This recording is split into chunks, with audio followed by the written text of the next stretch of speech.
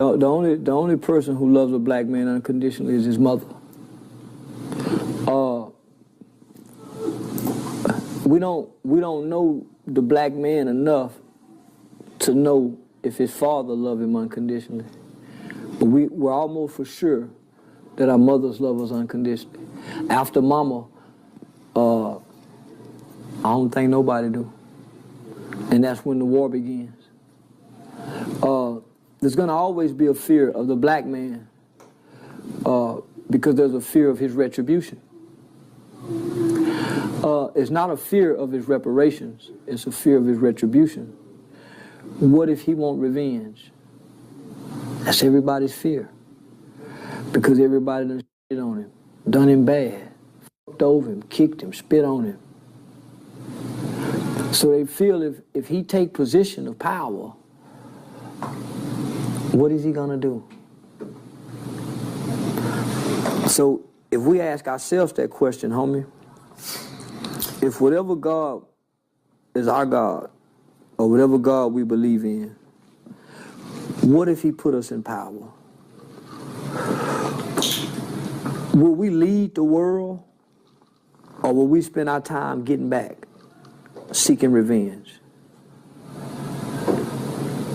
That's what we gotta ask ourselves.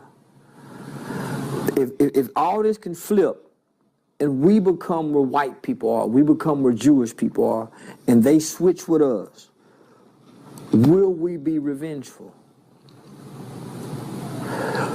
Or will we think about the world and become world leaders and make the world a better place? So, when we leave mama's house, homie, there's a for sure war against the black man.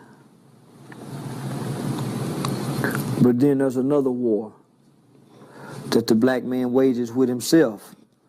It's called an inner war. The things you don't learn, things you've been taught, abuse, neglect, trauma. They come from the war, leaving mama house, coming out of mama womb. Now I got this inner war. Because there's a war on me, mama is the casualty. So the casualty of war might say I'm stupid. Stupid, hey boy, go sit your dumb ass down somewhere. You just like your mother and daddy. Dumb. Sick of it.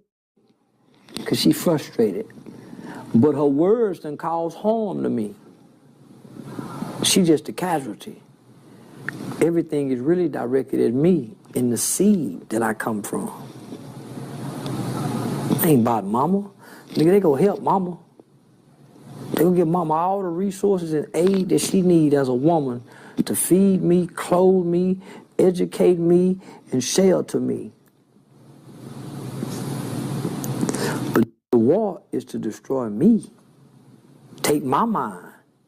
Leave my body, but give me his mind. That's the war. So, who teaching us about the war? We went and read the book. But we had to debate or dialogue on a podcast. Homie, that book's supposed to be given to us when we in middle school. So we can get an understanding of some sort of an identity on why everybody fear us. Because we're something to fear. You see how big and strong we are? Do you see that we become like machines if we work out? Do you see Marshawn Lynch? Do you see LeBron James? Do you see Michael Jordan? Do you see Kobe? Do you see what we can become if we work out? Eat right? Do you see we become like machines? So we something to fear. Mm-hmm. So every nation is at war. The Russians is at war with the Ukrainians. The South Koreans is at war with the North Koreans. China really don't like Japan. Everybody at war.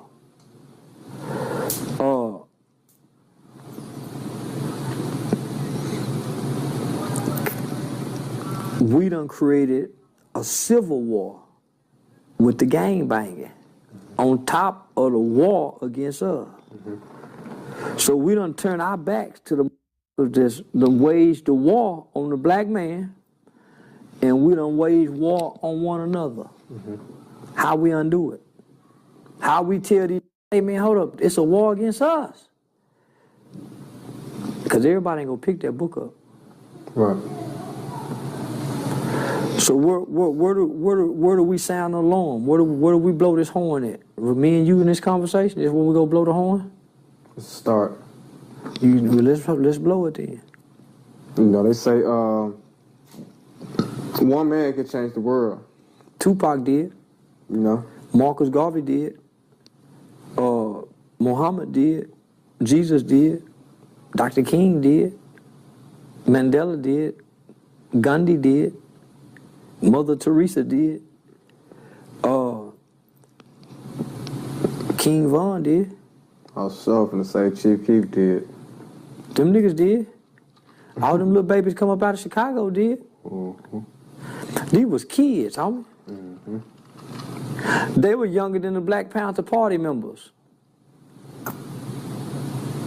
And look what they done created. Look what they changed. We didn't even know what 600 was, BDK, Tuka. Look at this. It's a machine now. And children started it. Children. Didn't know war generals. Didn't know world leaders. Children out of the inner city of Chicago created this machine. And can't nobody stop it. But yeah, we knew it was a war then. We knew after they killed Dr. King that something else was coming. So we knew we had strong, vibrant organizations. We had strong, vibrant community leaders. But we didn't have a struggle. And when you don't have a struggle, it's easy to get high. Yeah, when you don't have a struggle, homie, it's easy to get high. So you got to think, nigga, after the 1964 civil rights legislation, no matter what Nixon and Reagan did, if I bring these fentanyl pills to y'all, homie, and y'all say smoking weed, nigga, we don't want them fentanyl pill. No. So they go have a spokesperson to come sell it to you. So they always go have a to come say, no, this crack rock right here, the whoop the blam, no, you gotta try. So go always send your kind to come get you to test it. So even though Reagan and them say, okay, we want to fund this country war, make crack and send it down under them. When did they start trusting what the white boy gave them? Nigga, everybody know that was a white boy drug. But niggas want to be like the white boy. Niggas want to feel good. Granddaddy and them didn't give a damn about feeling good, nigga. We came along and want to feel good. Feel good. Don't worry. Be happy. Then granddad and them didn't give a fuck about happiness. I ain't happy and I got 12 babies I done made. I got this goddamn tractor I got to work on in the morning. These goddamn cows yeah, man. Nigga, I ain't happy. But I got a family I gotta feed, so fuck my happiness. So here we come along, nigga, we pick up heroin. Ooh, this make you feel good. We stop having a struggle. The slaves, they didn't get high. They didn't spend their time getting high. So we can blame those elements. Say, yeah, Reagan and them brought it, but who made us pick it up? When the white men bring the crate of guns in the neighborhood and say, okay, y'all can have all them guns. Who say, okay, y'all get them and let's point them at each other? He brought them. Why you can't say, okay, point them at him? Okay, nigga, okay, they brought this dope. Let's go across the railroad tracks and sell this to them. Let's go get their community strung on it. Why we bring it and put it down on us is what I can't get. Okay. That's what I can't get. Why we come bring it, it's just like when a nigga learn to scam. Nigga, you go across the railroad tracks. Don't come over here scamming. Why you want to scam us? You know how to shoot bad dice. Why you want to come put the bad dice on your home, everybody around here, homie? Take the bad dice over there. That's all we saying. Okay, if they bring this stuff to us, homie, why are we taking it and using it against us? When do we snap? So that's all I'm saying, homie. Okay, if the white man getting us all this, homie, when do we say, okay, we gonna use it against them? Everybody else who took his weapons, Afghanistan made America retreat, homie. Afghanistan took over almost $1 trillion worth of new military equipment from America, made them run America out of there. The war on the black man, the war on drugs. Right. You got the war on poverty. Right. At one point in time, you had the war on crime. You got the war on gangs. You got the war on terror. And then you got world wars. So imagine if America lose a war. They get to come get all the gold at the Fort Knox. They get to own all the beef and chicken processing plants. They get to own the oil and gas line pipes. But the greatest resources that America has of all, homie, is black Americans. We are the spoils of wars. We don't have permanent freedom in this country. So when you say the war on drugs, who's the spoils of that war? So when they say, okay, we got drugs coming into America, they created laws, nigga, for us because we're the spoils of war. They letting the drugs come through. They're allowing the drug come through because we know for the longest keys of cocaine was funded Wall Street. So we know this. Why we go to the trap? Poverty made us stupid because our ancestors was impoverished. Our ancestors didn't have 2 pair of shoes to wear each week. Some of them walked to school barefooted. But they built more viable communities than with all the money we got from dope selling. So did poverty make us dumber than them? Or was it freedom? Or was it rights? Maybe it was the freedom. So that's why I say we're better off as slaves. That's deep. Fighting for the freedom. Because we was better people. We were more productive. We were more, we was vibrant. When we was fighting for the freedom, we was. When we had a struggle. Remember I said we didn't have a struggle, so what we do, we started getting high. When we didn't have a struggle, we started getting high. And look, I just want to include real quick, that makes perfect sense for the viewers. What he's saying right now, and what I'm picking up is like, what I'm picking up is like when I was living at home with my parents. You know what I'm saying? I was getting straight A's in school, and I was doing everything that I needed to do.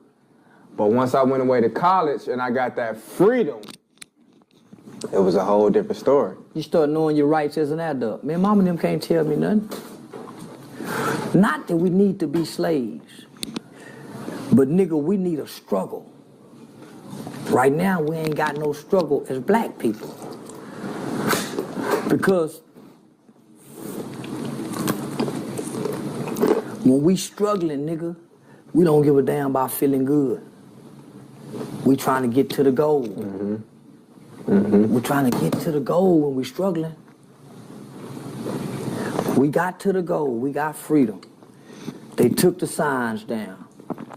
They told Dr. King and all them, 6, 7 preachers, y'all come in here. Okay, we'll take the signs down. And we'll give y'all some money where y'all can do this for y'all people. Go out there and tell them. And Dr. King came out and gave us I Have a Dream speech. That was an impromptu speech. That wasn't no written speech. I have a dream.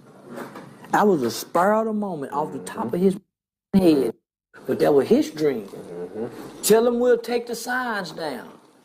So since they took the signs down, we can go in the restaurants, we can ride the bus, we can go in the movie theater, we can drink out the water fountain. What struggle have we had?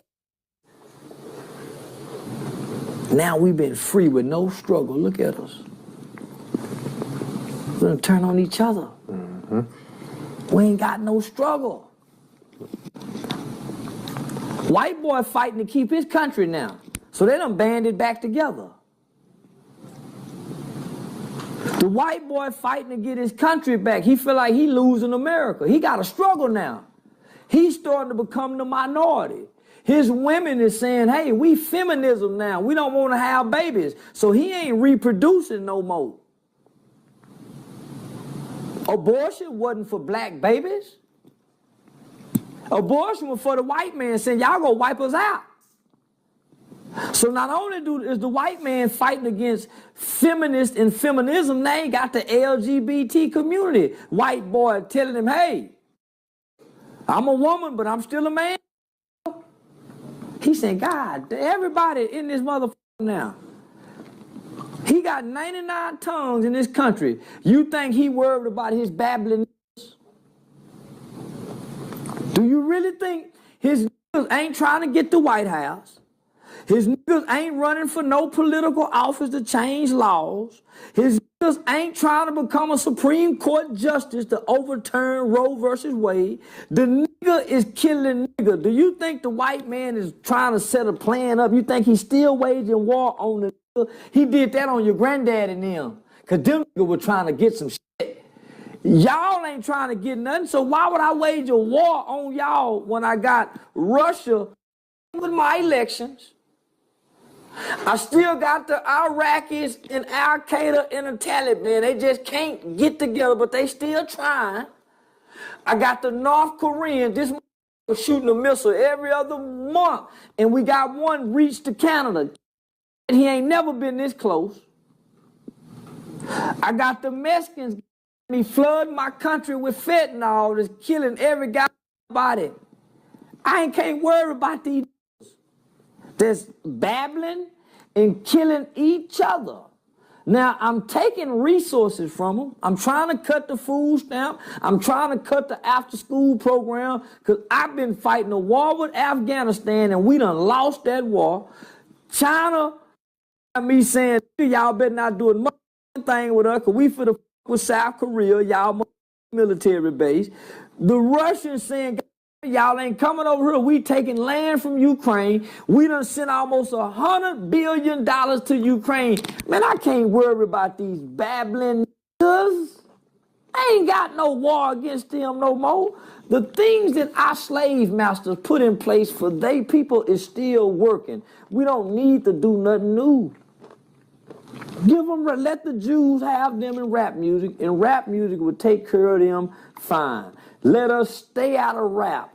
We not go enact no laws to change it. We not go put new parental advisory labels. We just gonna stay away from that. That'll take care of the. It'll fund the prison system. It'll fund our court systems. So why would we be coming together, wasting our time with the niggas when everybody in the world except the UK and France and a few other little small countries, everybody else got their nuclear weapons pointed at America? Why would we be worried about this?